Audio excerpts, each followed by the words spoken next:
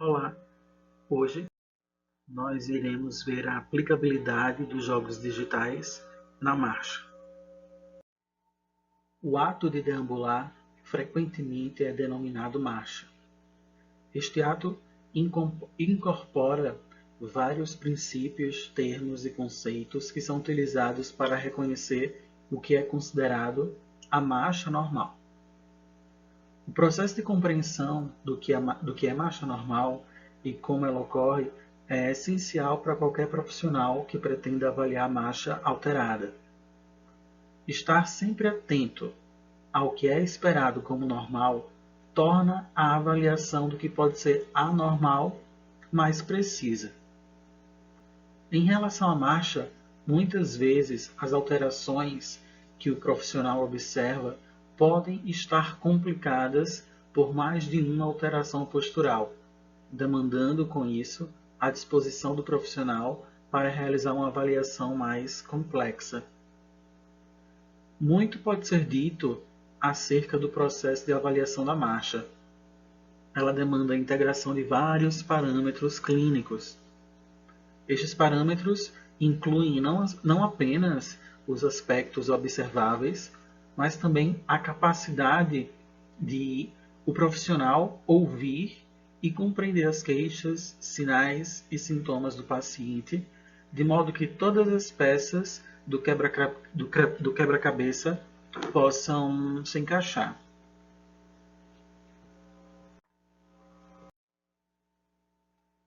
O ciclo da marcha é definido inicialmente em duas fases: fase de apoio e fase de balanceio, ou fase de balanço.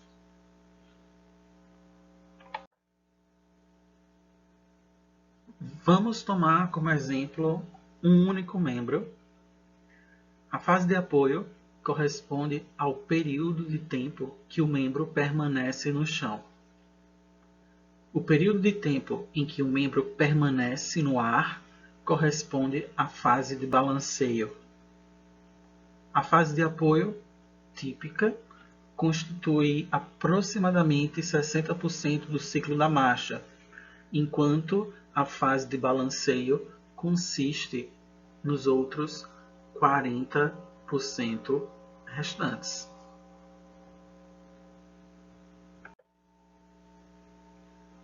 Utilizando a terminologia tradicional do ciclo da marcha, cada fase pode ser ainda mais dividida. A fase de apoio consiste nos componentes denominados toque do calcanhar, fase de contato, fase de apoio médio, fase de saída do calcanhar, também chamado de elevação do calcanhar, e fase de propulsão. Já a fase de balanceio consiste nos componentes denominados fase de aceleração, fase de balanceio médio e fase de desaceleração.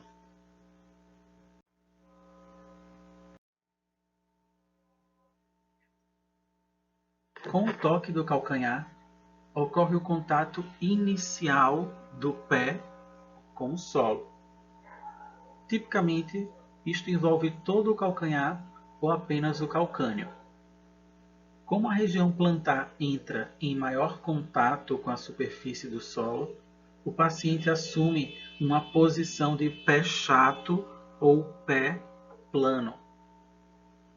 Durante o achatamento do pé, o corpo do indivíduo começa a se desviar para frente.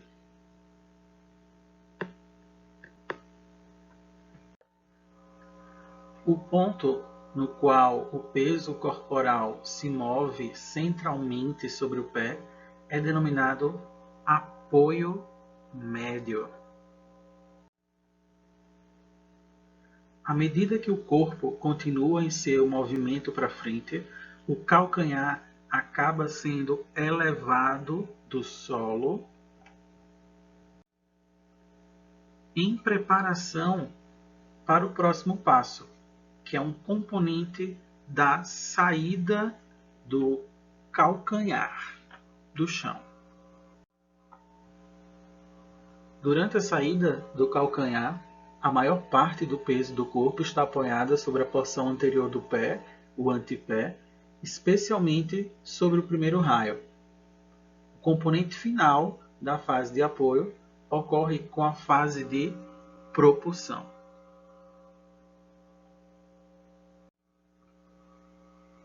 A fase de balanço, a fase de balanceio, envolve o membro no espaço e não em contato com o solo. O primeiro componente da fase de balanceio é a aceleração.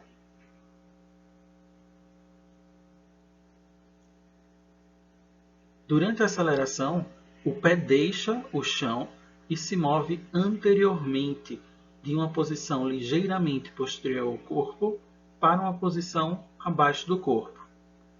Quando o membro está sob o corpo, dizemos que esta é a fase de balanceio médio. Finalmente, à medida que o corpo continua a se mover, isso acaba reduzindo sua velocidade ao se preparar para o outro toque do calcanhar.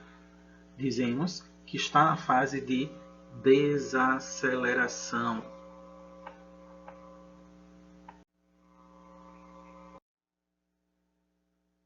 Então, durante cada componente das fases de apoio e de balanceio, é essencial que as articulações do quadril, do joelho e do tornozelo estejam corretamente posicionadas para permitir a marcha normal.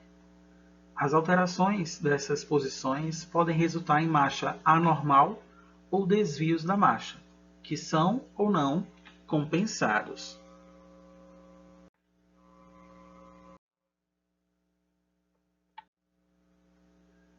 Em relação à análise da marcha, existem muitas maneiras de avaliar o quanto a marcha do indivíduo se assemelha à marcha aceita como normal ou quanto, de alguma maneira, ela se desvia desse normal. Além dos movimentos e das posturas previamente descritos, outras variáveis também desempenham papéis importantes durante o ciclo da marcha. Estas variáveis estão relacionadas ao tempo e à distância. As variáveis da distância incluem o comprimento da passada, o comprimento do passo e a base de sustentação. O comprimento da passada é definido como a distância linear entre dois eventos sucessivos que são realizados pelo mesmo membro. Tipicamente, analisa-se o toque do calcanhar. O comprimento da passada de um indivíduo é igual ao toque do calcanhar de um membro até quase o próximo toque do calcanhar do mesmo membro. O comprimento médio de uma passada é de 1,46 metro para homens e 1,28 metro para mulheres. Tipicamente, as crianças apresentam um aumento significativo no comprimento das passadas até que alcancem a idade de 11 anos.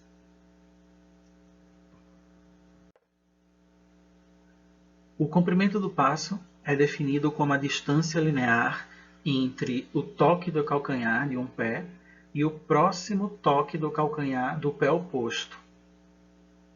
Durante o ciclo da marcha, existem dois comprimentos de passo: do toque do calcanhar esquerdo ao toque do calcanhar direito e do toque do calcanhar direito ao toque do calcanhar esquerdo. Estes podem não ser iguais, embora quanto mais idênticos eles forem, mais simétrica será a marcha do indivíduo quanto à distância linear.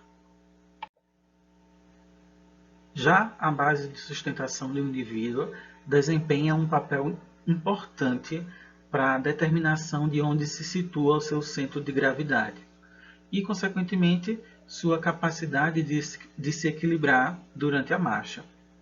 A distância linear, mensurada entre o pé esquerdo e o direito, é denominada largura, ou amplitude da base de sustentação.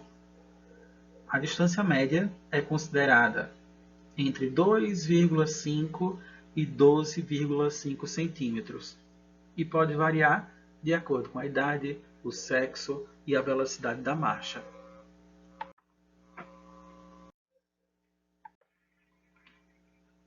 Então, nessa imagem, nós temos uma representação do que seria o passo e a passada. O passo diz respeito à distância que existe entre o apoio de um calcanhar e o apoio do calcanhar do membro oposto. Já a passada diz respeito à distância entre o apoio de um calcanhar e o mesmo apoio do mesmo calcanhar. Embora as distâncias possam ser diferentes, pode-se dizer que o passo é a metade da passada. Não numericamente iguais, mas a lógica seria basicamente essa.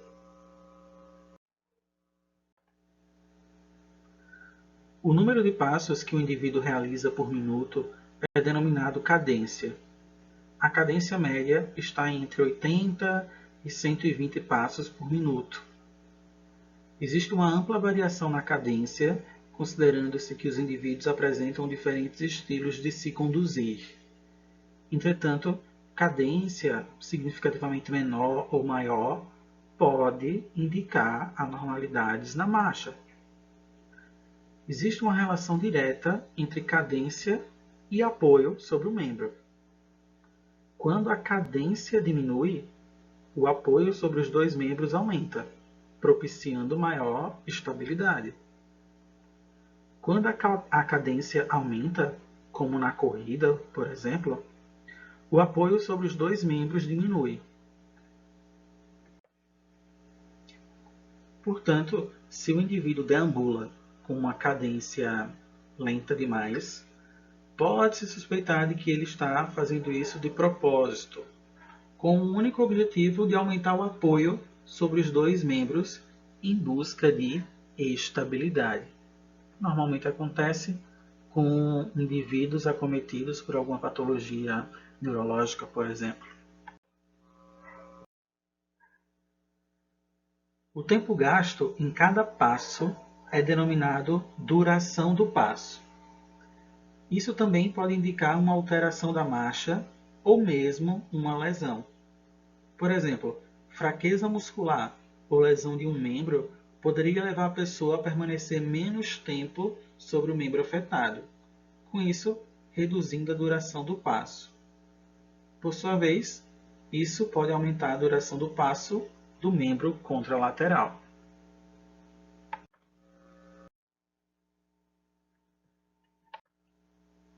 Diferentes músculos e grupos musculares desempenham funções significativas na marcha.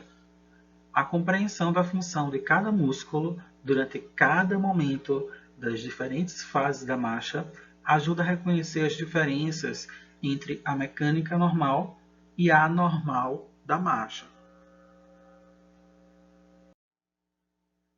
Nesta imagem, vemos a atividade muscular durante a marcha, dividida na fase de apoio e na fase de balanceio.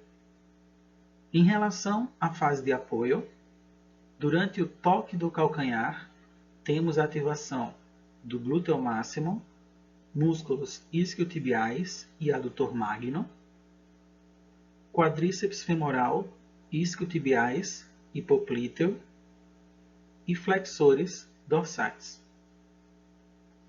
Na fase de contato, temos a ativação do glúteo máximo, músculos isquiotibiais, quadríceps femoral e flexores dorsais.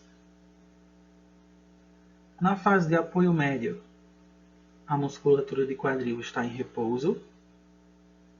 A nível de joelho, temos a contração de quadríceps femoral. E a nível de tornozelo, dos flexores plantares.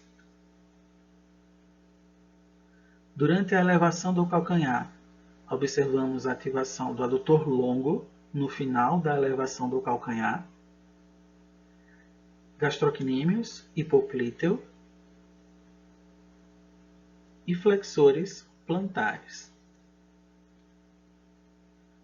Na fase de propulsão, temos a ativação dos músculos flexores de quadril, gastrocnêmios e poplíteo e flexores plantares. Na fase de balanceio, durante a aceleração, temos a ativação dos flexores de quadril, isquiotibiais sartório e grácil e flexores dorsais de tornozelo. Na fase de balanceio médio, temos a ativação do adutor longo e grácil, isquiotibiais e flexores dorsais do tornozelo. Na fase de desaceleração, temos a ativação dos extensores de quadril, isquiotibiais, quadríceps femoral e poplíteo e os flexores dorsais de tornozelo.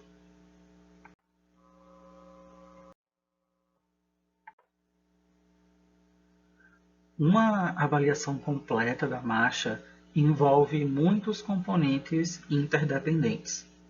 Portanto, a compreensão e a identificação apenas de parte do problema pode não fornecer ao profissional informações suficientes para intervir com a modificação especialmente apropriada para melhorar a função global do indivíduo.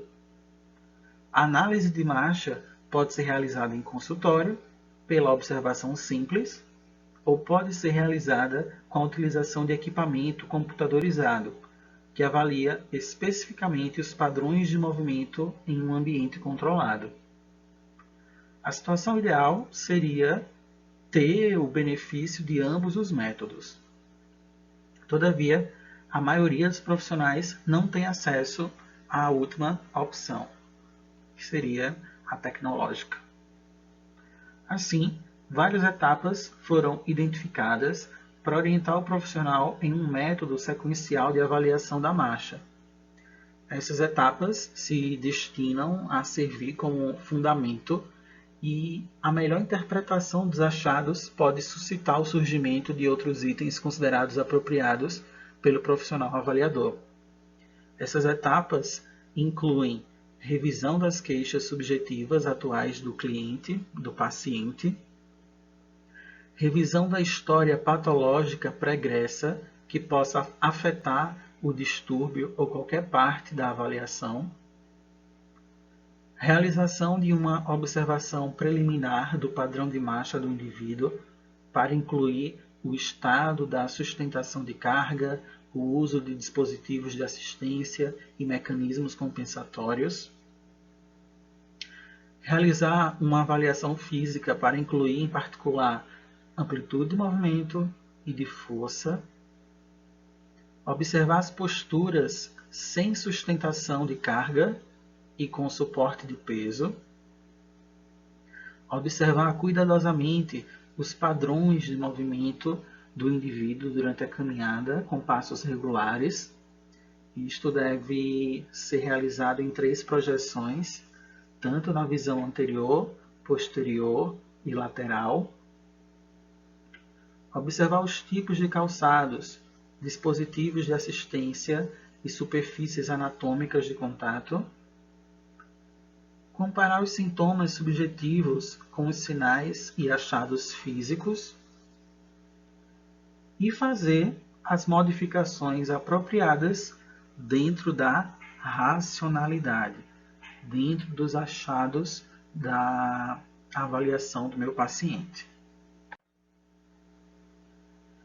A revisão das queixas subjetivas atuais do cliente é vital para a compreensão exata do motivo de sua procura. Estas são as principais causas das profundas alterações com as quais o cliente se depara durante a realização das atividades da vida diária. Embora os comentários do cliente sejam importantes e devam sempre ser respeitados, uma revisão cuidadosa da história clínica pregressa deve ser realizada. O fisioterapeuta pode encontrar dados valiosos que explicam a ocorrência de certas patologias. A integração da história clínica pregressa com a queixa principal atual deve ser feita toda vez que o cliente vier ao tratamento, uma vez que os sinais e sintomas podem sofrer modificações, obrigando a realização de mudanças no tratamento. A observação preliminar é importante, uma vez que pode ser o único momento no qual o indivíduo pode não perceber que está sendo observado objetivamente. Quando um profissional pede ao cliente para andar em frente a ele, de modo que os padrões de marcha possam ser observados, o indivíduo pode estar tão consciente do que está acontecendo que ele não caminha com o seu padrão de marcha habitual. Não importa se isso é intencional ou não, o importante é que o profissional ele possa observar o que acontece durante a marcha padrão sob circunstâncias habituais. Nós sabemos como os déficits de amplitude de movimento, de ADM, ou até mesmo o excesso dessa ADM pode repercutir na estabilidade ou instabilidade do paciente, né? Além disso, as alterações de força também podem diminuir a capacidade de ambulação sob determinadas circunstâncias normais e não necessariamente fazer com que o paciente apresente dor, por exemplo. É importante realizar uma avaliação completa da integridade articular, da amplitude do movimento e da força. Quando essa avaliação é feita antes da observação crítica da marcha pelo profissional, permite que o fisioterapeuta formule hipóteses sobre o motivo de certos padrões de marcha estarem presentes. Por exemplo, se durante uma avaliação de força o profissional encontra uma fraqueza nos flexores dorsais do tornozelo direito do indivíduo, ele pode encontrar uma marcha com o pé em gola durante a observação. Ou melhor, pé em gota, o famoso pé caído. A observação dos tipos de calçado é outro ponto importante na avaliação da marcha, porque pode indicar padrões de sustentação de carga. Por exemplo, os profissionais que analisam as solas dos sapatos dos pacientes que se queixavam de patologias de membros inferiores, é comum observar na área da planta do pé da sola do calçado correspondente à face lateral, posteriormente, no pé, mais desgastada, indica não necessariamente desvios absolutos ou definitivos. Um desgaste nessa região posterior do pé, na região lateral, pode ser, por exemplo,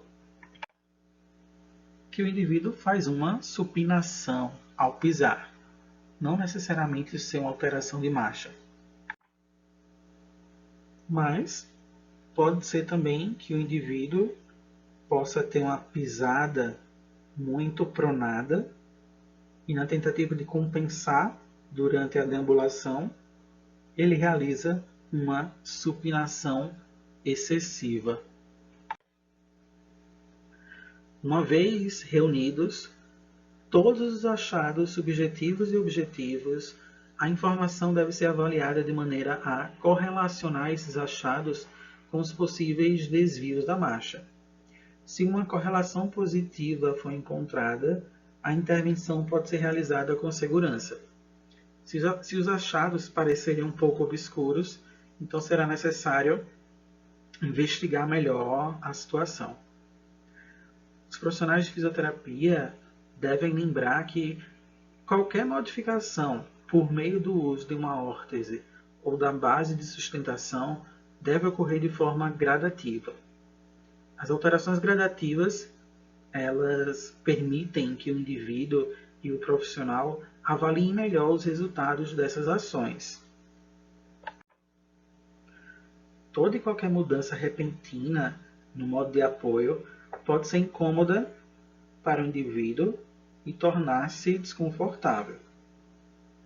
Isso aí pode ser entendido como uma falha na intervenção, quando de fato representa a intervenção terapêutica correta, mas administrada muito rapidamente.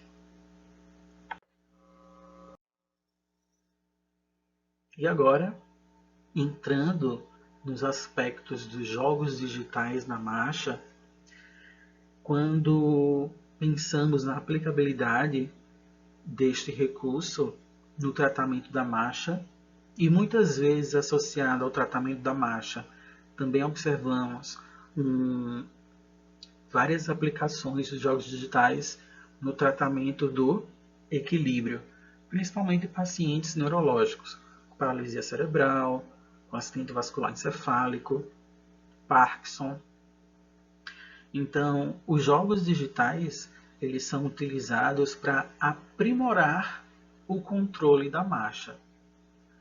Os jogos, os avatares, eles são criados de maneira individualizada para incorporar características específicas da marcha, principalmente aquelas que eu desejo potencializar no meu paciente. O avatar pode ser utilizado como um estímulo visual com o qual o paciente pode sincronizar o seu próprio ciclo da marcha.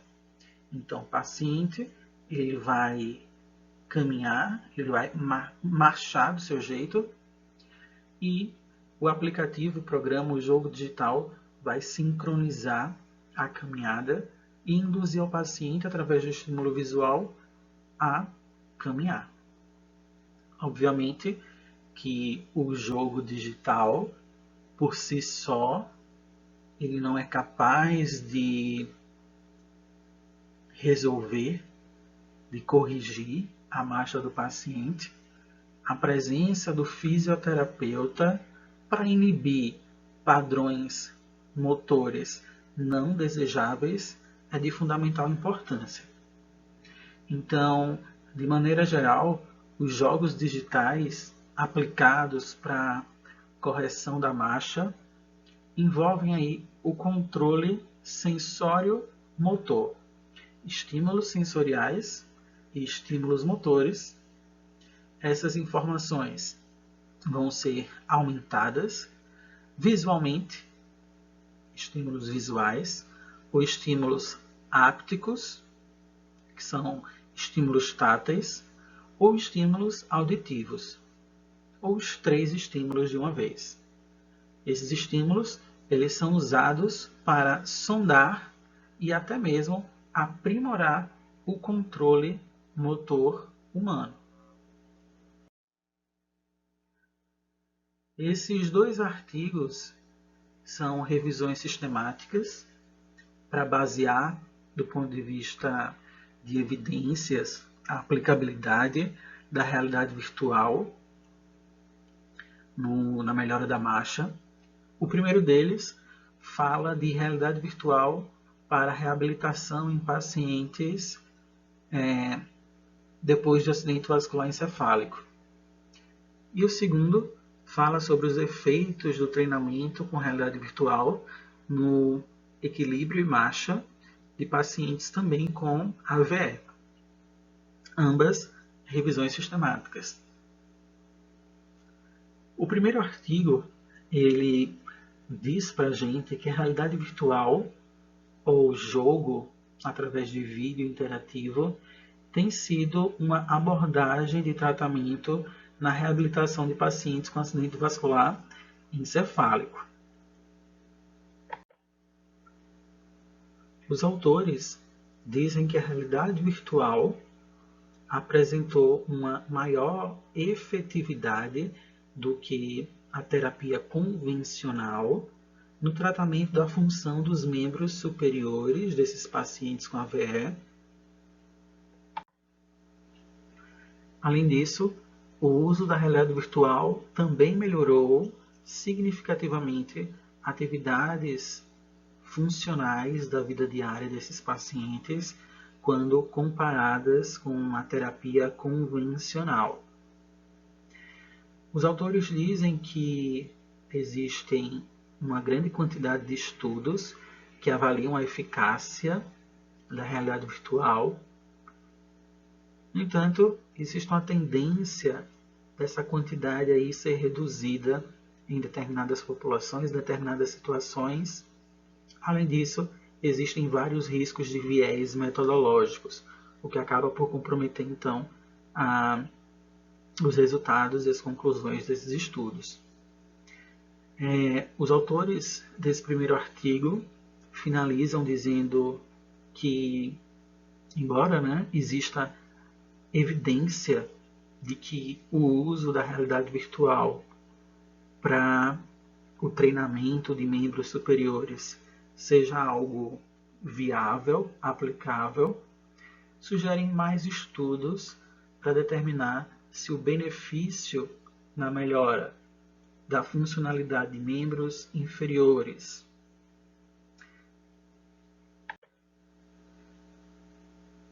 marcha e função cognitiva sejam realizados, Já o segundo artigo, ele traz para a gente conclusões que acabam destacando que a realidade virtual é efetiva em relação ao treinamento de marcha e equilíbrio do que o treinamento convencional, e concluem que os resultados sugerem que o treinamento com realidade virtual é mais efetivo que o treinamento convencional.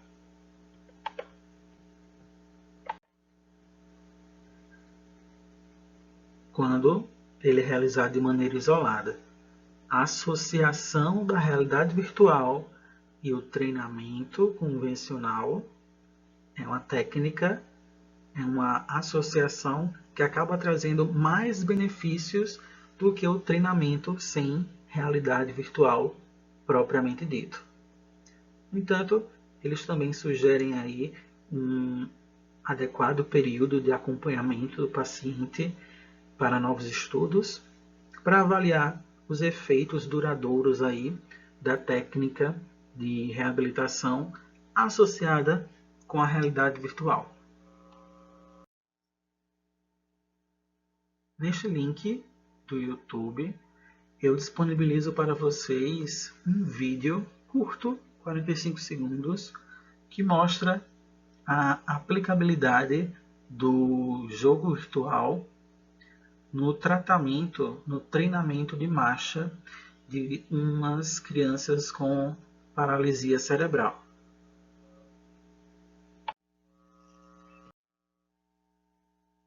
Nessa imagem, nós vemos um laboratório. Tem uma paciente que está na esteira, suspensa, acompanhada de duas terapeutas. Na tela, um game que mostra uma menina caminhando, e nesse game existem diferentes velocidades de caminhada. É importante que a paciente siga as orientações do game em tempo real. É importante destacar também que essa paciente aí está fazendo uso de um aparelho de suporte parcial de peso corporal, podendo ser elevada mecanicamente na esteira para o exercício. Esse equipamento é composto por uma esteira eletrônica e uma grua, na qual o paciente é acomodado por um colete de segurança e posicionado em pé para movimentar os membros inferiores. O paciente pode ser suspenso completamente ou de acordo com a porcentagem do peso corporal que se deseja suportar. À medida que o paciente vai adquirindo maior capacidade de se sustentar na esteira, a parcela do peso corporal pelo equipamento acaba diminuindo e fazendo com que o paciente suporte o próprio peso. O valor da descarga de peso é uma informação importante para o sucesso do treinamento de marcha, assim como o estímulo visual, auditivo e tátil que a paciente está recebendo. Esse tipo de equipamento aí é um método terapêutico muito eficaz no tratamento dos pacientes com as mais variadas alterações de marcha, principalmente aqueles que possuem patologias neurológicas, como acidente vascular encefálico, lesão medular, paralisia cerebral, Parkinson, esclerose múltipla. Além disso, também é um recurso útil para o tratamento de pacientes com alterações ortopédicas, como osteoartrite, amputações, pós-operatórios de membros inferiores em geral e sequelas do próprio envelhecimento. Existe, de acordo com as revisões sistemáticas, várias plataformas para o treinamento de marcha. Uma delas, por exemplo, é a simulação de dirigir um carro. Uma outra possibilidade é a plataforma de Nintendo Wii.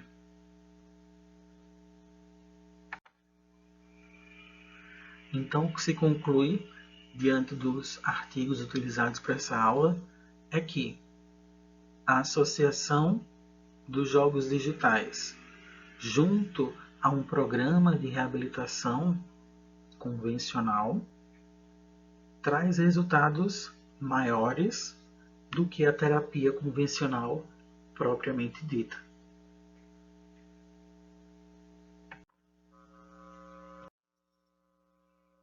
Aqui nós temos outra paciente fazendo uso do mesmo recurso de tratamento, jogos digitais, associados a essa suspensão do peso corporal, e as terapeutas estão ali no membro inferior da paciente, inibindo movimentos não desejados e induzindo a paciente a uma marcha normal.